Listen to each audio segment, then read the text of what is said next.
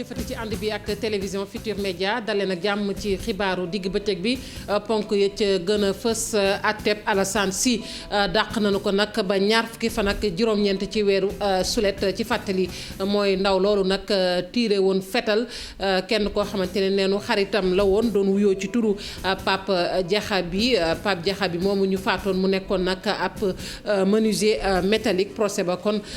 dàq nañu ko rek niñ ko waxee ba ñaar fukki fan ak juróom-ñeent ci weeru sulet beneen ponk ci biir xibaar yi juróom fukk ak ñett ci cas yu yees la ñu am ñeel mbas mi mooy seetlu gi ci junni ak ñeenti téeméer ak fukk ak juróom-benn test yoo xamante ne kon def nanu ko ci loolu it gis nañu ne kon fanweer yaak benn ay cas communautaire la ñu ñaar fukk ak ñaar di ay cas yoo xamante ne nii nag dañu laale ak ñi amee mbas mi amul kenn ku ko fi dugal amul it kenn ku ñàkk bakkanam démb juróom-benn nag ci cas grave la ñu wàññi lu soxal mbas moomu sax président Macky Sall nag mi ngi soññu askanu Sénégal ñu dem ñàkku ji ndax ñàkk bi képp moo mën a musle ci mbas mi ndax niñ koy waxee rek ñu bari jàpp nañ ni xëy na mi ngi ci yoonu jeex mi ngi yëgle nag ni jeexul la benn yoon firnde gi sax variant yu yees yooyu nga xamante ne gis nañu ko ak variant indien bi nga xamante ne gis nañu ko ci réew ma Sénégal dinañ waxit ci leneen muy fitna gi ñu nemmeeku ci daara yu kawe yi lépp nag nee nañ sàmmonteeg nag léeg-léeg tërën yi dana ko faral di indi naka noonu it amical yi gis nañu ni jur na coow lool ci daara yu kawe yi Abdou Salam Sall professeur boobu nag jiite woon rectorat bu université Cheikh Anta Diop bu Ndakaaru ma ngay yëgle di xamle nag ni xeex bi tey mënut a sotti fileeg dugaluñu ci kon askan wi am na ab téere boo xamante ne nag kon génne na ko téere boobee mu duppee ko rek yori nii ci daara yu kawe yi wàlluk caada dinañ ci wax ak festival bu jazz international nag tey ji la door ca diwaanu Ndar yem ak fukki fan ak juróom-ñett ci weeru juin ñu fas yéene nag kon daal di sëgg nag ci mbir yu bari waaye tamit ay nit ñu ràññee daañu teew ci festival boobu xibaaru biti réew yi daañu ci àddu gannaaw ba mu delloo ci Côte d'Ivoire moom Laurent Gbagbo fukki at yoo xamante ne dëggatu fa woon tànkam gannaaw bi naka la ko askanu Côte d'Ivoire teertoo ci kanam tuuti dinañ ci jokkoo ak sunu naataango ba fa nekk jamono jii di Abdoulaye Cissé lii yëpp nag bu noppee daan ci toftal xët yu njëkk yu yéenekaay bu ngeen taaxirloo tuuti ñu faram fàccee xibaar yi.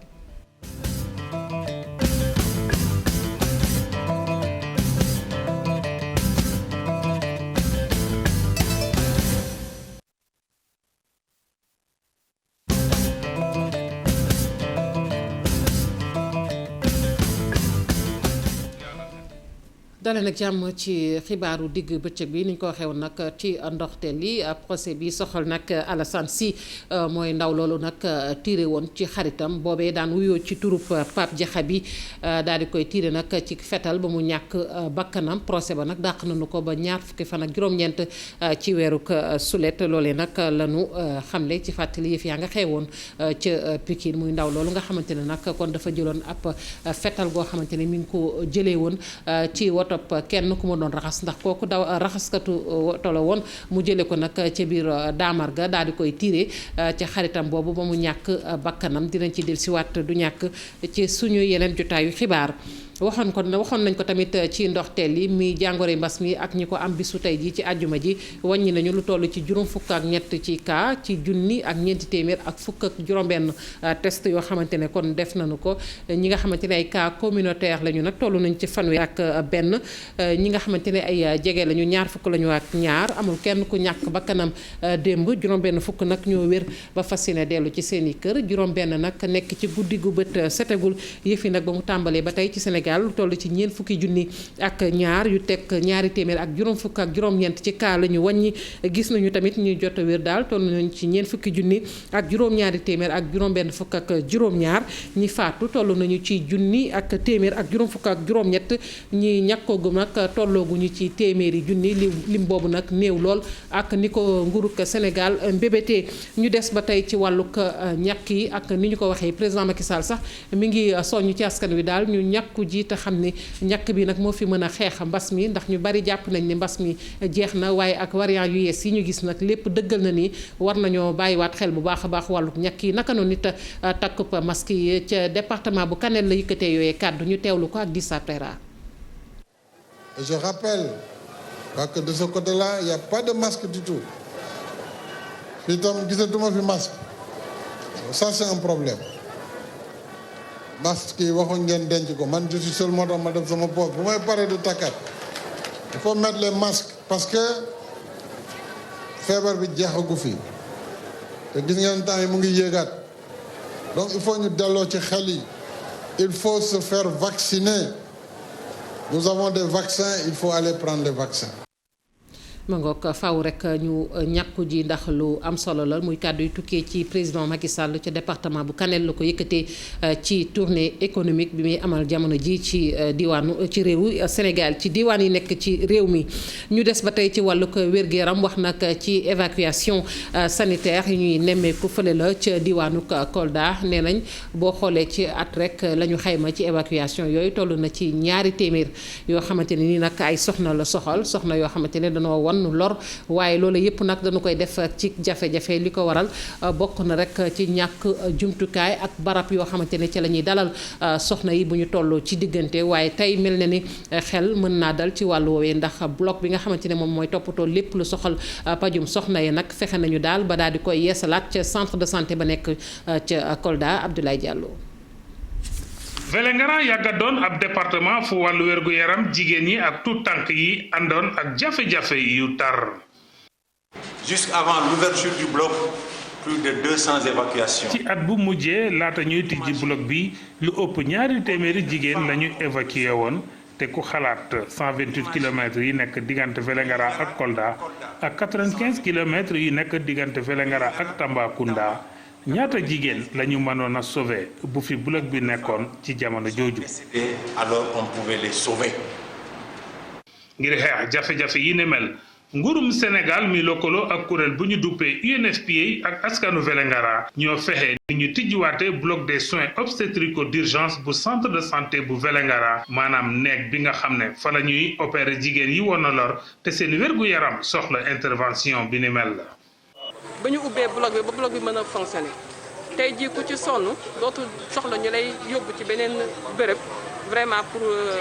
opérer la mën nañ la jël ni mu la waree yow ak sa doom bi judd yëpp mën nañ leen jël en charge fii ci hôpital bi te du am benn jafe-jafe ci kàttanu yàlla. Parce que pour l'UNFPA on doit sauver toutes les mères qu'on est en mesure de. pour ñun UNFPA benn jigéen warul ñàkk bakkanam ca bi muy wasin looloo ñu taxaw tem ngir bile bloc sous tijjiwaat. à la démarche et à la stratégie de lutte contre la mortalité maternelle. ci atum 2020 kese lu jege téeméeri jigéen la këru docteur bu Vélingara daal di évacuer ca hôpital régional bu Kolda ak ca bu Tambacounda waaye tey yeneen këru docteur ñooy indi seeni aji wopp ca centre de santé bu Vélingara loolu li ko waral mooy bloc des soins bi ñu tijjiwaat. ma nga kon jubbantiwaat rek département bu Vélingara la ak centre de santé boobee ñu delsiwaat nag fii ci boori Ndakaaru waaye balaa ñu yegsi la ca Kaolack googee nag gis nañu ne étudiants yi nga xamante ne ñoo nekk ci université virtuelle bu Sénégal ñi ngi namoon a amal ab doxub ñaxtu waaye nag dañ leen ko gàntal ndax takk der dañoo taxaw ngir loolee nag bañ a am étudiants yi nag ñoom dañu jàpp rek ni seenub jëwriñ daal daf leen di tànkamlu muy jëwriñ ji ñu dénk njàng mu kawe mi ndax lu toll ci at a ngi nii ñi ngi wax ñu taxaw ci seen i jafe-jafe waaye ba nëgë ni furaas étudiants yooyu nag ñu ngay wéy di yëglu dañ ciy ànd ak Ibrahima Diamé. ci buntu complexe bi dallu seen eno bi lañ leen police daal di gàntal seen i doxum ñaxtu puisque nag bëgguñu woon càmmarloog ñi di alkaati yi étudiants yi kon daal di sukk jonkon yëkkati seen loxo ci kaw wane ne kon bëgguñu benn violence. bi nga xam ne nag police gàntal na seeni marche te bëgguñu jàmmarloo ci la ñu daal di dajaloo fi nga xam ne moom mooy buntu complexe bi ne di discuter nag ban stratégie la ñu war a doxal waaye boobu nag fekk na ñu janook taskatu xibaar yi wax lépp li nga xam ne moom moo di seeni jafe-jafe. depuis début d'année defuñ cours maanaam daaw defuñ cours ñu nekk si yeneen université yi maanaam 9 mois ñu nekk si yeneen université ñu ngi wàcc seen 2e semestre ñun mosuñ dugg amphi ba toog ba bind benn amuñ kii te ñun ku xam université virtuelle xam ne si machine la ñuy jàngee kii di virtuel di numérique. manque de considération totale moo fi am au niveau de l'université virtuelle du Sénégal. dañuy wàcc léegi dem jàmmaarloo ak gars yi. ñoom nag ticket yeeg promesse yi ñu ne vraiment doyal nañ ci seen at baa ngi jeex te defuñu benn cours bu normal tax na nag ñu ne bëggatuñu gis kii di jëwriñ ci ñu denk wàllu njàng mu kaw mi ci boppu ministère bi. Cheikh Omar Anne nag nous demandons son comment dirais-je sa démission. Il faut qu'il dégage. On n'a pas besoin de lui. Parce que koo xamante ne nii toog nga fi 9 mois musoo sax ku la wax sax yow say tubaab jubul kooku wax dëgg yàlla warul yor ñàng mu kawee mi. étudiants yi nag li ñu namoon ci seen doxum ñaxtu bi de moo di dem préfecture wax kilifa bi seeni doléance. Serigne Mboup bokk ci conseil d'administration bu université virtuelle bu Sénégal moom it yëkkati na ay kàddu di xamle rek ni secteur privé bi nguurug Sénégal nag bu ko sàkkoo ci moom tey mën naa jàppale yooyee université ci wàllug ordinateur ak yeneen jumtukaay yoo xamante ne kon étudiants yi dañu koy soxla Serigne Mboup ñu teewlu ko ci micro Ibrahima Diamé ak Fally Gueye. dama ñëw suba fekk leen ci biir kër gi xam ngeen ne UVS. biir kër bi la nekk ñun ñoo leen jox ay locaux fii en même temps man membre de conseil d'administration la kon mënu ma fekk ñu nekk ci benn ay jafe-jafe te ñëw ma fa taxaw bi ma leen waxee li ñu wax c'est noble mooy dañ leen a diggoon wax ne dañ leen di jox ay ordinateur ci Sénégal 25000 ordinateurs la Kaolack 1634 la ñu ne jotuñ ko ba moo leen tax ñuy manifester man wax naa leen lim man ci influence danaa fexe jokkoo kilifa yi xool lu ci secteur privé man ñu mën leen te jàppale pour que ñu am seeni doléance li nga xam ne nii moom lañ leen état bi diggoon ci seeni wax et maa ngi yaakaar ne loolu dana sotti loolu laa leen doon waxtaan ak ñoom ne leen ñu calmé wu incha allah ñun man li ma ci man parce que bu état bi di jël ñun secteur privé ñu dugal ñu ci conseil d'administration bi c'est normal que ñun tamit bu ñu fekkee ay problèmes yoo xam ne on est partie prenante ñu xool nuñ koy régler incha allah. bu ñu nee daara yi kawe yi nag wax rek fitna gu ñuy nemmeeku ci daara yooyu fitna yi nag li ko sabab bari na bokk na rek ci amical yeeg seen i jafe-jafe saa su ne ñu koy dégg ak yeneen i jafe-jafe yu ñuy gis ci daara yu kawe yi loolee nag ki nekkoon recteur bu UCAD di professeur rek kon Abdou Salam Sall moom jàpp na ni nag war na soppi doxalin ndax bu ñu bëggee loolee sottit faaw rek ñu jël ci ay matuwaay yoo xamante ne dañ ciy dugal société bi loolee nag biral na ko ci téere bi mu génne téere bi nag mu ci wane kon yorinu université yi naka noonu nit ñi amee ay lijaasa ci université te tey ji nag ñu am ci lu ñu jàpp ñoo nit tey war nañu gestuwaat daara yu kawe yi Maymuna Jaay Hamadou Ba. ci jamono bi nga xam ni nemmeeku nañu fitna ci daara yu kawe yi ki fi nekkoon recteur bu université Cheikh Anta Diop bu Ndakaaru moom nee na am na ci pexe li mu gis rek mooy ñu soppi doxalin. fitna bi lu ko waral mooy d'abord daara yu kawe yi dafa bëri nit Cheikh Anta Diop ñaareel bi xale yi yuñ leen dénk yi dafa am xaalis. ñetteel bi mooy tàggatuñ leen bu baax ci naka la ñuy yoree seeni kuréel tàggatuñ leen bu baax ci lan la ñuy wutsi ci daara yu kawe yi. waaye ñun tamit war nañ ko aar ba nga xam ne ku def safaan ñu mën la teg loxo su fekkee étudiant la moom. waratul jàng université c'est-à-dire que commission discipline war na woote rapidement ñu faagagal loolu. ci tànneefu ñi nga xam ni ñoo jiite ndongo yi itam moom Abdou Salam Sall gis na ni foog ñu am lu bari lu ñu càmbaraat. foog ñu wutal ñu benn kuréel boo xam ne day saytu nekkinu nit ñi mooy police universitaire ñaan nañ ko bu yàgg ba léegi am na embryon police universitaire campus bi yëpp mu ngi nekk sous vidéosurveillance. mais il faut que nguur gi dimbali ñu rek ñu egg mu nekk police universitaire mais aussi ñu changer nu ñuy xaalis bi ñuy def ci daara yu kaw yi parce que tey su fekkoon ne tas nañ xaalis bi ay Ziguinchor Thiès Bambey Dakar dina wàññeeku tuuti. ba tey ki fi doonoon secrétaire général bu SAES li mu gis rek mooy ñi nga xam ni dañoo soqeekoo ci daara yu kawe yi jot na nag ñu dugal ci seen loxo. Université Dakar formé na plus de 100 000 diplômés xanaa si 100 000 yooyu am na 10% yoo xam ne ku ci nekk mën nga joxe 100 000 francs par an moins de 10 000 francs par mois mais loolu suñ ko amee chaque année 1 milliard la su boobaa mën nañ gëstu ay gëstu yoo xam ne réew mi soxla na ko ay innovation yoo xam ne réew mi soxla na ko. moom professeur Sall di ñaawlu bu baax lal yi nga xam ni amaloon nañ ko duppee ko assise nationale tegtal yi nga xam ni ñoo fa tukkee ba léegi fuxaas kenn jëfewu ko te nag tegtal yooyu moom li mu gis rek mooy loolu mënoon naa jëriñ ay génération yu bari yuy ñëw. marché central bu Mbour nag tàngoon jër ndax borom cantine ya ak borom magasin ya ñoom nag ñooy ñaawlu daal doxalinu ko rek borom table ya ak marchand ambulant ya nañu toogee nag ca marché ba neexu leen ba tax na ñoom ñooñu nag ñu ne boo moyul taxe yi nga xamante ni kon mairie ba da leen ko daan gàll dootuñu ko fayati ba loolu tax na sax ñu ngi sàkku ba tey ci préfet ba mu jël ci nag dogal na mu gën a gaawee ñi ngi doon janoo ak taskatu xabaar yi Abdourahmane Diallo. ay commerçant yu mer bu futu ñu ngi ci marché central bu Mbour fii nag ñi nga xam ne ñoom ñoo yor magasin yi ak cantine yi lu ñuy ñaawlu rek mooy marchand ambulant yi nu ñu lalee ci tali bi yépp ba nga xam ne ñoom mënuñoo gisati client. dañoo am lu ñu naqari ñu di ko xeex te boobu ba léegi mënuñ ci dara mooy yoon yi nga xam ne baare nañ ko ba kenn mënatut a dem kenn mënatut a dikk trottoir yi lal nañ ci ba kenn mënatut a dem kenn mënatut a dikk. marché bi ñoo ko moom fii la ñuy passé suñu temps suñu alal fii la nekk suñu sutura fii la nekk lu ñu bëgg lépp fii lañ koy amee kon du ñu nangu lépp lu ñuy yàqal suñu sutura daañ ci taxaw. commerçant yooyu tamit di ñaawlu ñàkkum kaarange gi nga xam ne mu ngi ci biir marché bi. clients yi ñëwatuñ ndax insécurité bi nga xam ne am na fii ci au niveau du marché benn clients yi léegi dañuy obligé bañ a ñëwati ndax boo ñëwee ñu sàcc sa portable wala ñu sàcc sa xaalis. beneen bi mooy boo fi ñëwee fii ci guddi gi marché bi dafa lëndëm këriis ba lëndëm gi mën nga koo jàpp. li ni mel sax a tax ñu fas yéene banque seeni loxo bañ a fay lépp luy taxe. ñun ñoo moom suñuy poos fas yéene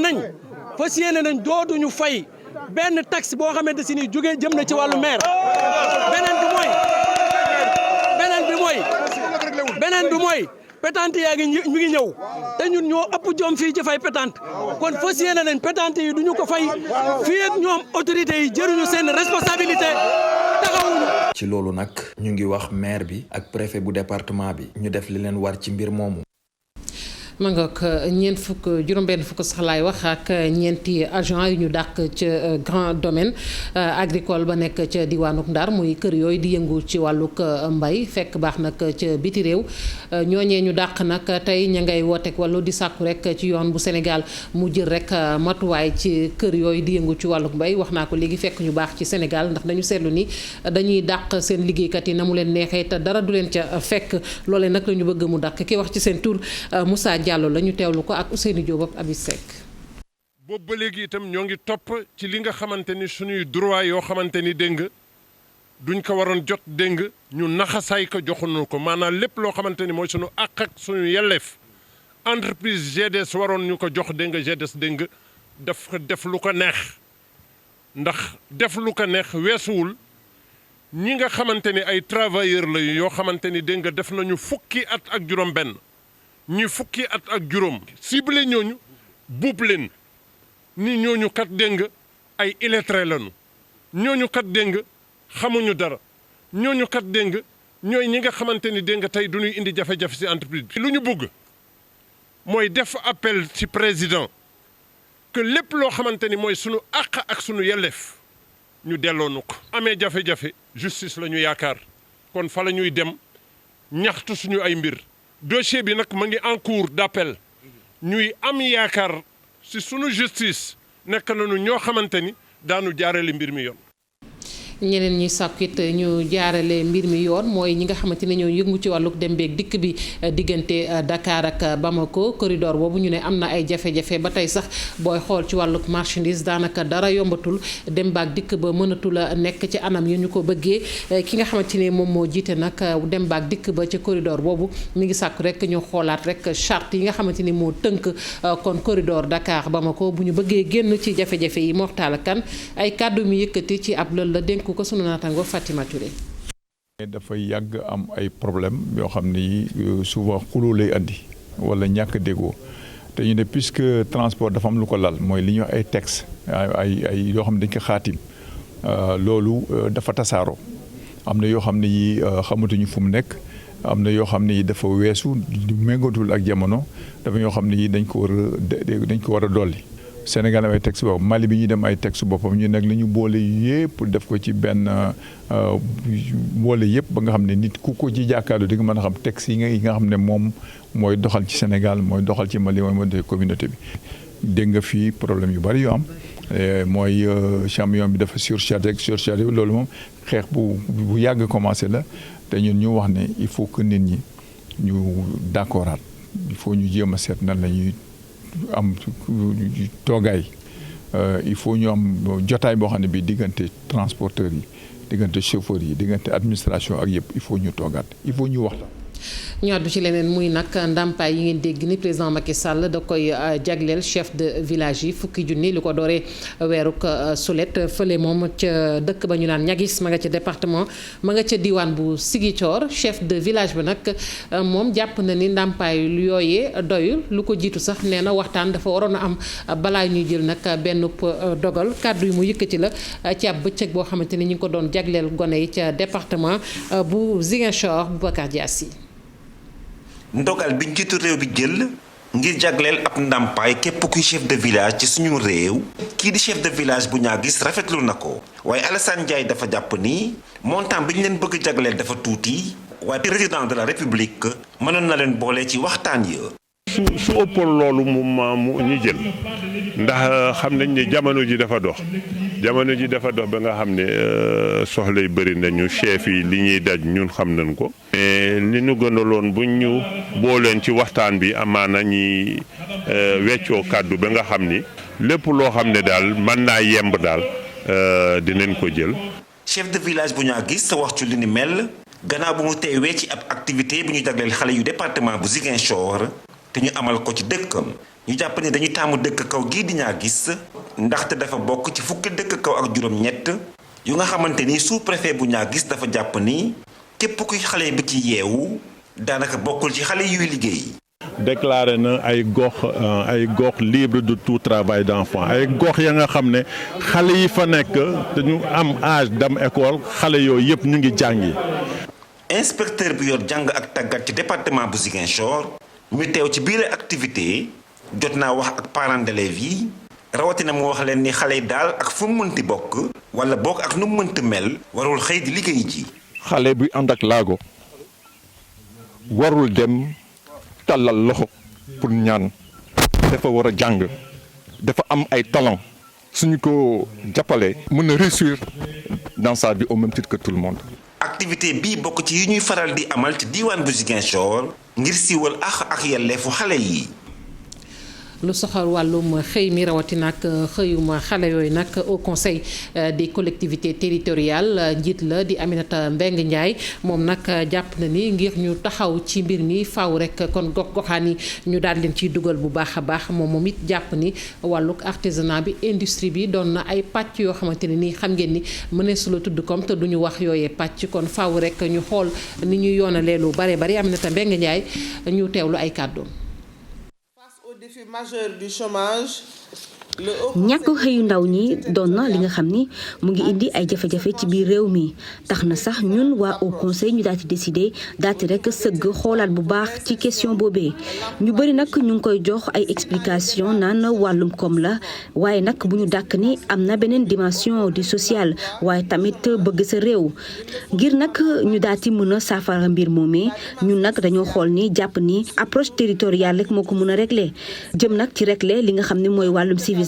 formé waat ndaw ñi waaye tamit lépp loo xam ne dafa jëm ci seen wàllu liggéey ñu xoolaat ko moo tax sax ay laaj daal di samp ñuy xool rek ana naka la ñu mën a def ngir daal di mën a développer lépp loo xam ne dafa jëm ci wàllum industrie fii ci Sénégal waaye tamit gën a jëmalaat li nga xam ni moo di secteuru artisanat bi boole ci nag li nga xam ni moo di transformé waat lépp loo xam ni dafa jëm ci secteur informel xëy na yooyu suñ ko defee dinañ rek daal di mën a indi ay solution ci jafe-jafe bi nga xam ne am na mooy xëyu ndaw ñi. Fatima Touré ma tekki kàddu yooyu moo leen taataan ñu koy jaajëfal. ñu wax nag ci taarixu Bawol mu mel ni nag kon sëggaat nañu ci taarix boobu yiraat ko ba gis ne nag wax dëgg ay jaloore yu bare bari nag nemmeeku nañ ko ci ki nga xamante ni moom mooy maire bu commune ba Cheikh Ndiaye nag moom jàpp nañ ni ñi nga xamante ni ñoo yëngu ci wàllu taarix ñu duppee leen ay historien war nañu tey nag di gestuwaat bu baax a baax wàllu Bawol mu am sax loo xamante ni tey mën nañ caa sukkandiku ngir rek gindi xale yi ñu xam ne nag tey am nañu ay jikko yoo xamante ne mën nañu ko caa roy loolu nag mi ngi ko xamle leneen la mu waxit mooy nañu fexe rek ba gën a suqali Lambaye Babacar Diouf ci leeral. ma ngoog kon du ñàkk di ngeen ko am rek ci suñu yeneen jotaayu xibaar ñu ngi ko doon wax ci ndoxteel yi muy nag festival international bu jazz ca diwaanu Ndar tey ji nag la daal di door yem ak fukki fan ak juróom-ñett ci weeru juin ay nag kàngam yu mag ci wàllug rek musique ñu leen fay xaar bu baax a baax bokk na rek ci ki ñu naan Awali Birahim Wan Baba Mal ak ki ñu naan Vieux Farka mu nekkit ab bëccëg boo xamante ne wala boog festival boo xamante ne dinañ fàttaliku waaye sargal ki nga xamante ni moom mooy Golbert Diagne bu baax a baax li ko tax ren déwén maanaam daaw li tax amul nag wàllu mbas mi la ren nag ñu fas yéene ko dund bu baax a baax ca diwaanu Ndar Ousseynou Diop.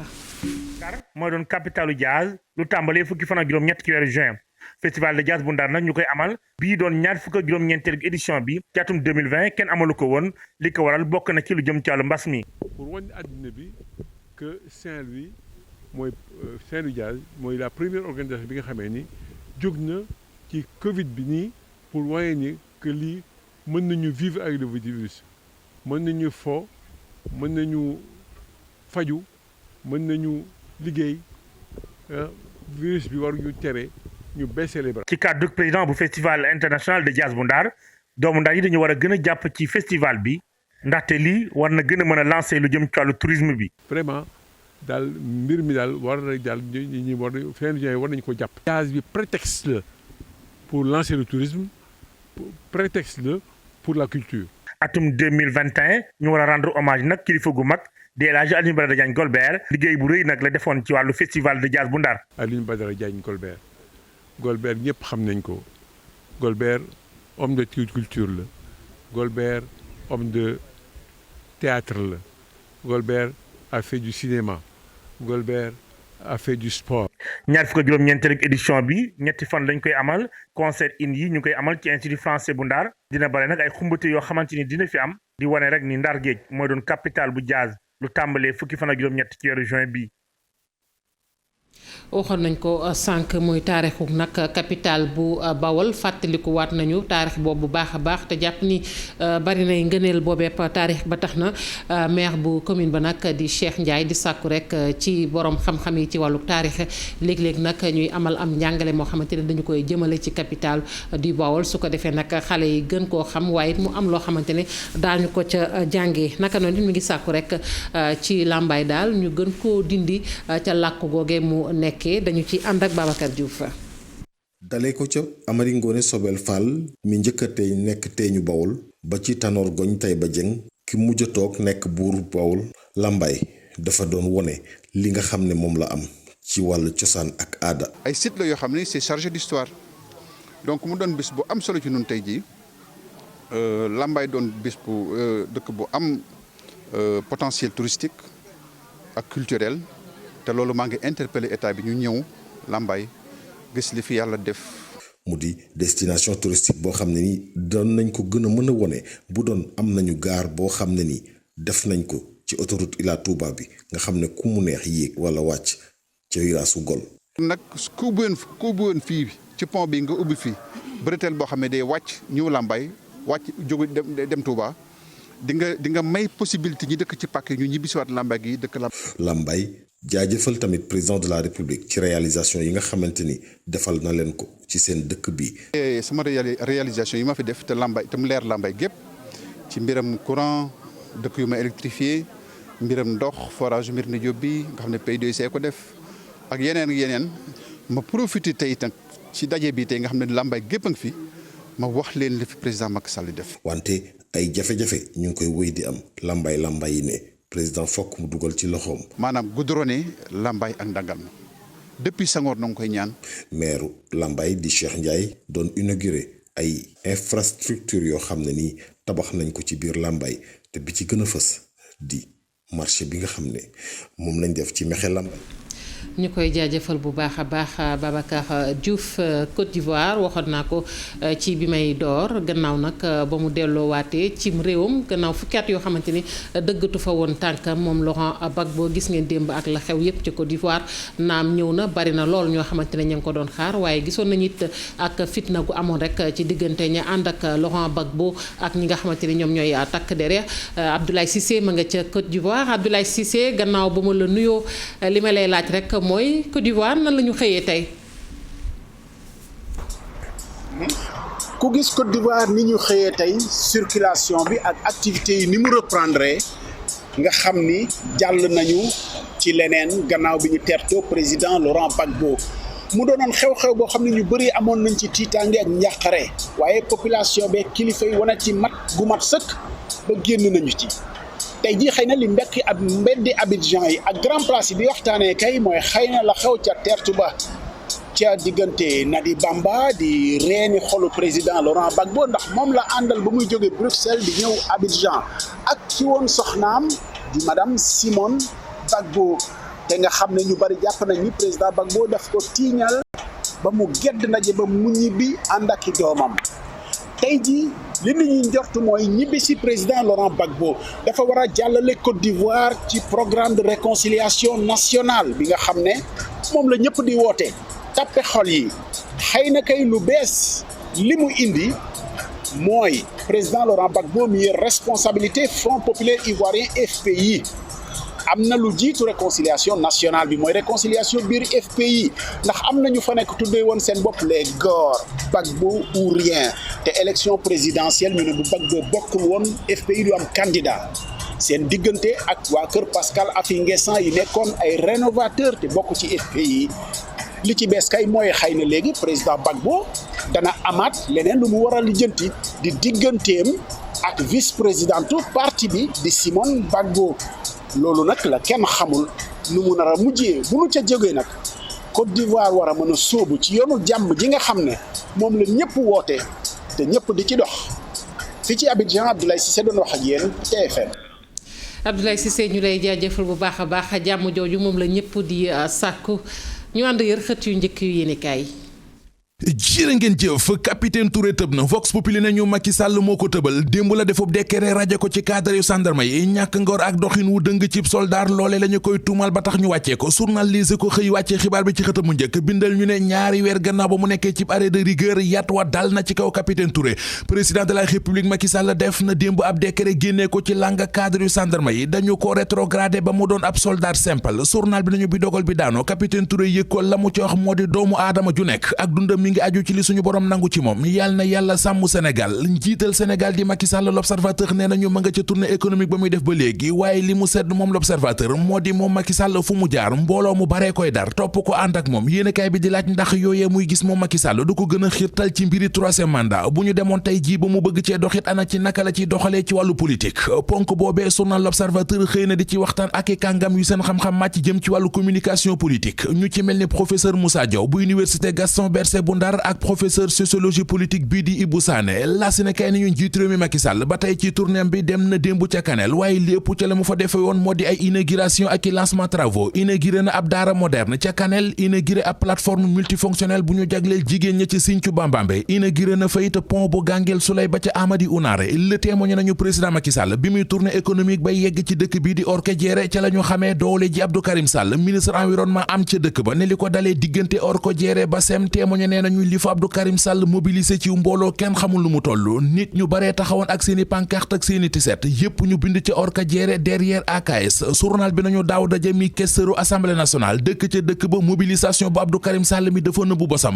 moom ministre environnement di Abdou Karim Sall cosaanoo ci Orkadiéré yéenekaay bi nee nañu dem na ba jël aw fas pur sang may ko Macky Sall ci turu askanu Orkadiéré ngir sant ko gërëm ko ci ni mu taxawoo waa Fuuta source waa nañu liy xeeñ ca Linguère ga mu jëm bu ko lijjantiwul soog a dem bu moytul bu fa yeggee dina fa gis musiba ubbil yéenekaay bi ca diwaanu Linguère parti Macky Sall bi di APR ma nga fa mel ne mafia tous tasar salfaañoo la def fukki commune ak juróom-ñeent ya fa nekk fukki ak ñett journal bi nee nañu ànd nañu ak Aly Ngouille Ndiaye ngir dalal président Macky Sall waaye ministre Samba Ndiobène Ka moom moo ne du ci bokk moom ca commune bu Daara Jolof fa lay xaar Macky Sall ngir teertu ko journal bi nañu te nag ñoo ngi ruumandaat ne am na ñu dem ca Touba ca Guédé ak ca Sadio dëkk yi leen wër wut fa ay nit sol leen ci ay car bëgg leen a indi ca département bu Linguère te dëkkuñu fa ba tax am ay militant APR yu ne duñ leen bàyyi ñu dugg ca dëkk ba suur nañu waaye moom Macky Sall ci jamono ji muy tambang-tambangi di wër réew mi fu nekk mu dugg fa di campagne ak mbumbaay ci jamono joojee na xam ne woppi coronavirus ji mi ngi jaabaajonge ci réew mi ci yeneeni anam yeneen variant feeñ nañu ci réew mi variant indien bi mi ngi fi variant sud-africain bi mi ngi fi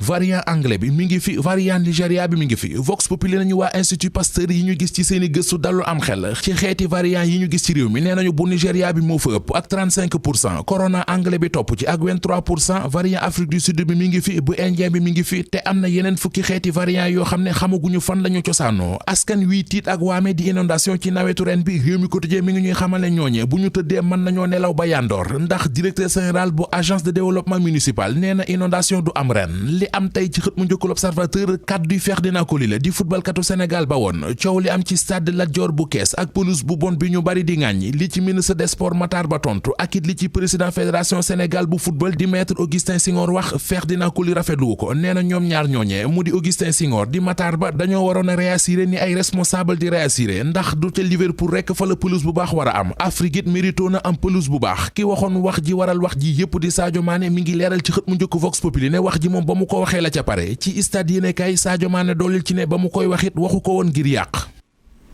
ñu koy jaajëfal Mamadou Mohamed Ndiaye laata ñuy tàggatoo rek ci tënk ak euro bi tey jii nag ñu ngi xaar ay jongante yu am solo di affiche diggante Suède ak Slovaquie bu 16h jotee ci groupe D bi jàppale ni Croatie dana laale ak République bu Tchèque Angleterre ak Écosse lay doon mu nga ko muy tënk li rek ñeel affiche yi tey jii ci euro 2021 bi. fii la ñuy tàggatoo ak yéen mbokk yi sant leen gërëm leen bu baax a baax yéen ñoo ñu fare woon ci machine bi ak ñi jàpp ci xibaar yi ba mu sotti rédaction bi dig na leen daje ci yeneen jotaayu xibaar ñu leen di ñaanal kenn du la jàmm